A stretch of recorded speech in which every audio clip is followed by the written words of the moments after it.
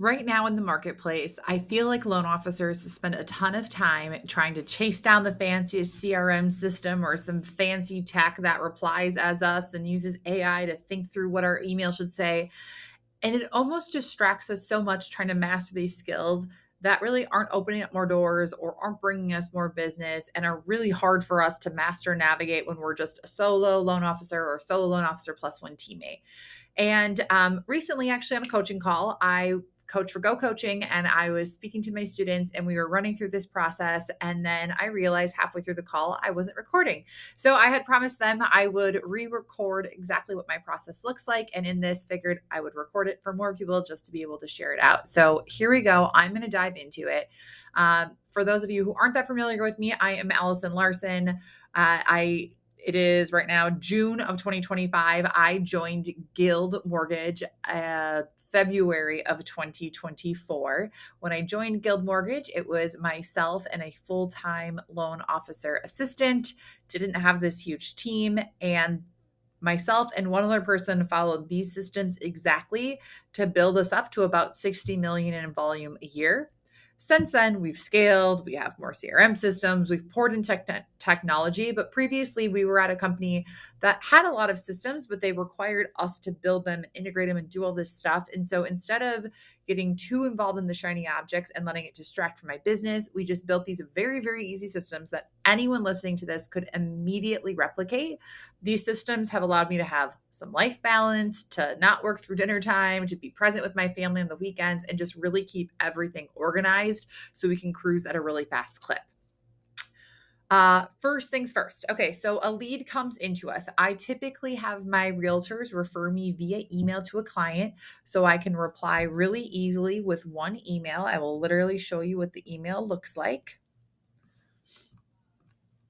I reply with one email that says new lead. I'd love to connect over the phone today for a quick 5 to 10 minutes to go over your purchasing goals, getting pre-approved. There's nothing you need to prepare for. We'll schedule the call based on your availability. Here's the little flip book talking about me, blah, blah, blah. So that email allows for us to schedule a call with the client. One thing that is awful and very annoying from a consumer side is if they call us and then I call them and then they call us, and now we played phone tag for a whole day only for us to connect and send them to an online application. That is irritating to me, and my clients are probably like me. I don't want to irritate them. So we schedule a phone call. This phone call is 5 to 10 minutes. And while we have them on the phone, we're going to do three things. We're going to triangle for trust their real estate agent, tell them how lucky they are to be working with them and how much we appreciate it.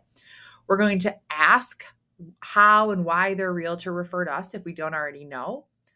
We are going to talk through their purchasing goals, their timeline, their price point, how they came up with that price point, the down payment, all of that. And then I'm going to say, perfect. Do you have just 2 more minutes? I can actually just get your application over the phone. It's super easy. Where do you live? Where do you work? Date of birth and your social. And then we'll go ahead and we'll schedule a time for us to connect on Zoom or Teams to review your pre-approval. At that point, we'll have you fully pre-approved and ready to go. Does that sound good? Typically, a client will say, yes, that sounds perfect.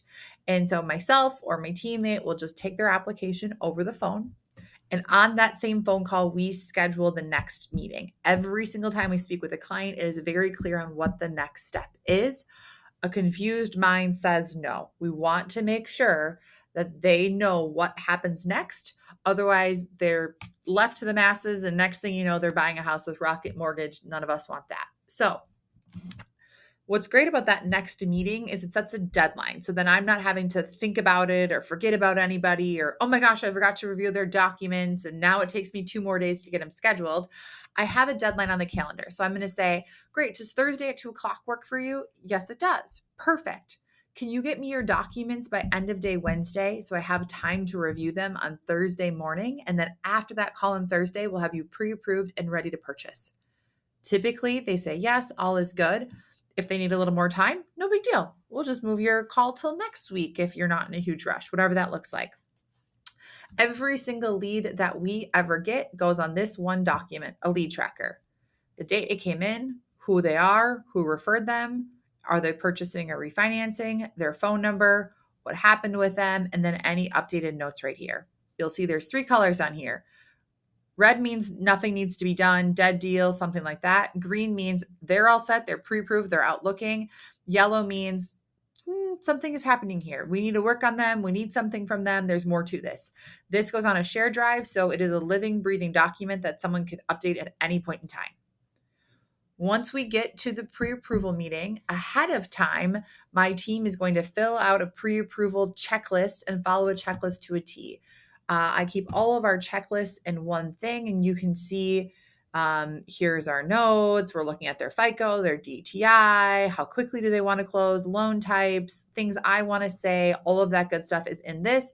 This would be filled in and emailed to me before the meeting. I get on the meeting, it is 30 minutes.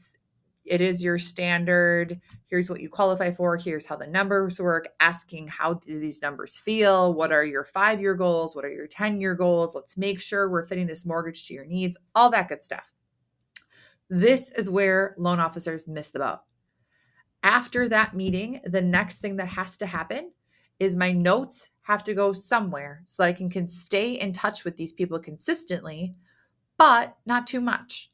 If someone's getting pre-approved, but they said they just signed a year lease and this is proactive and they're not buying for another year, well, then I shouldn't call them every single week for 5 years until they purchase. I should wait.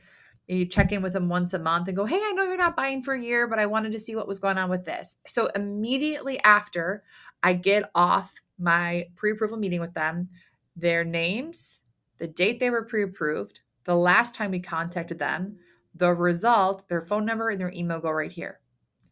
Every single Wednesday for the rest of my career, I print off a pre-approved and outlooking list and I go through.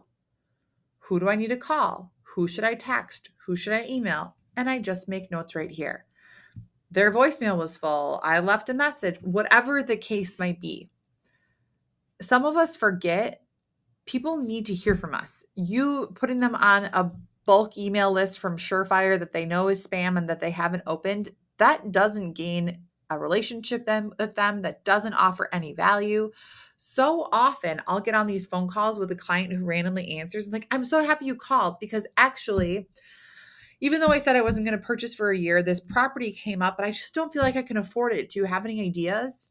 I do. Let's talk about a 2-1 buy down. Let's talk about that. Let's talk about anything, right? Like let me add value and actually dig into your in the moment goals. A lot of times those are very different than when they actually got pre-approved. After they are pre-approved and out looking, now we've got a purchase agreement, then they flip to our pipeline list. Our pipeline list has everything you could ever think of. Names, I skirted past that fast because they're not blurred out. Notes about what we need from them, and then literally everything. Did we ask realtor for the earnest money? Did we receive the earnest money? Did we order the appraisal? Did we get the appraisal back? Did we notify them we had the appraisal back? HOI, all of these things. We all have to remember we fall to our lowest common denominator. So I don't care if you're hungover. I don't care if you're tired. There's probably one day you have a sick kid, whatever. There's probably one day every single week that you are probably not at your absolute worst, but you're definitely not at your best. Heck, maybe there's weeks that go by that you're not at your best. That is when mistakes get made. That is when things happen that we drop the ball. These 3 spreadsheets allow us to never drop the ball, to stay on task, to not have that agonizing feeling where we wake up in the middle of the night and go, did I order the appraisal on that one? Did I send the final commitment? Did it have a final commitment? And if you do wake up with that feeling, you could open your Google spreadsheet on your phone and go, oh yeah, I'm totally good to go. We have to build systems, guardrails in place to keep us on pace so that when things get busy and we're from a realtor appointment to a disclosure appointment to a pre-approval appointment to a fire blowing up from a low appraisal, all of those things, everything can be staying on track and staying on the wheels. And then in 1 hour, I can go, perfect, what pre-approvals do I need to follow up with? I forget what the statistics are, but the number one way realtors lose business is because even after the client gets pre-approved, if they don't buy a home in the next 30 to 60 days, a realtor just never calls them again. It's kind of like when you're in college and you stop showing up to class and now it's almost awkward to show up to class. You're like, I don't even know if I should go back now. I've been missing for so long. That would be weird. Same deal, guys. We get in our own heads and we just don't call people. It makes it way easier to call someone if we've been texting, emailing, keeping in touch with them for a year and say, hey, remember when we talked last spring? I know we've talked a million times since then, but you said you had to be out of your house by May. Your lease was up in May. It's April. Like, we got to get a move on. What are we doing? What's our plan? Let's get things refreshed. Way easier than ghosting someone for a year and then feeling like you're calling them for a handout. After someone closes, we have a whole other post-closing campaign that we do with reviews and systems and things like that. But I just wanted to go through the basics in my system to help you understand how you don't need to chase the shiny objects. You don't need to get stuck in the weeds. Anyone could make these in about 5 minutes. You'll see at the bottom of my screen, I have a million checklists. We have a pre-approval guide of things to just rack your brain and remember all the way through. Double check on the tax returns. Are they taking losses? Double check for bank statements. Yes, we've done this a million times, but sometimes you're busy and you're distracted and you just need to refer back every single time and mentally rack your brain to make sure you didn't miss anything. What happens when a PA checklist, when a purchase agreement comes in? What checklist do we follow? When we send initial disclosures? When we have to review a CD? What things do we double check every single time before we send a CD? All of these things are imperative to having success and repeating the same process year over year, month after month, and executing the best service for your realtors. Also, I think having peace of mind and calmness in your day is really, really key, especially in this market. I don't know what the statistics are in other places of the country, but we look at loan officer stats, and in 2020, I believe it was, there was 420 some thousand licensed originators. Fast forward to 2025 or 2024, end of it, there was like 90,000. Now it's forecast that there will be only 60,000. So I was curious. I Googled how many realtors were there in 2020 in the state of Minnesota. There was 22,000. How many are there in 2025? 21,500 realtors. Yes, that's a lot of realtors who aren't doing a lot of business then. They are scared of where their paychecks come from. They're scared for what happens next. They're scared if they can stay in this career. They're scared. And so you have to be the person that exudes confidence. Sales is a transfer of energy. If I'm transferring good energy to this realtor that feels inspirational and like I've got them and I'm on top of them because I am, they want to send me more business because they know I have my ducks in a row, because they know every single time the loan is going to close on time. And if something goes wrong, I have even the systems that tell us exactly how to handle when there's a problem file, when a low appraisal comes in, any of those things. So be the guiding light for your realtors. Show up in a difficult time for them. Build the systems, build the checklists. You don't have to be the new AI tech star or the new social media marketer. You just have to follow the systems, and it can be really clean and easy. If this is something I can ever help you with, or you want me to dig in one-on-one on your systems and see where I'd make tweaks, I'm always happy for a one-on-one. There's a link below to go ahead and book it. Otherwise, hope you have a great month.